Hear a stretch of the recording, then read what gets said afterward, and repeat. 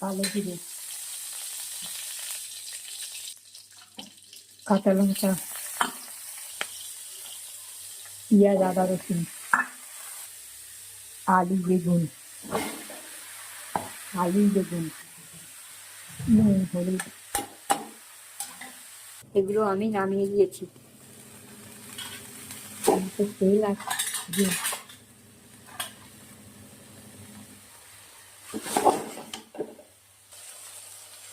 মাছের তেল আর দিই,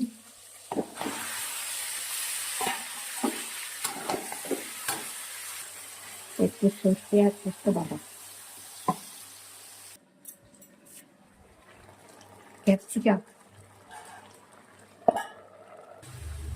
টমেটোগুলো এখন দিচ্ছি, নাহলে আলুগুলো সেদ্ধ হতে দেরি হতো। সুন্দর একটা রেসিপি। এবারে টমেটোগুলো দিলাম, আলুগুলো সেদ্ধ হবে না দিয়ে একটু টমেটোটা বেশি করে দিলাম। গরম মশলা আর ভাজা মশলা দিয়ে দিলাম। হয়ে গেছে, আমি এবার নামিয়ে দিচ্ছি।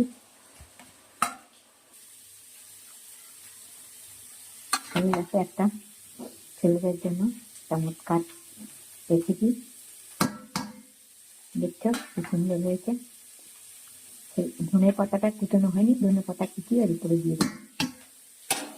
একা মানুষ তো, ছেলেদের জন্য একটা দারুণ খাবার হয়, ওদের ভালো লাগে খেতে, তাই মাঝে মাঝে অন্যরকম করে করে দিই। মাছের তেল, ডিম, চর্বি, চলো মাছও করেছি।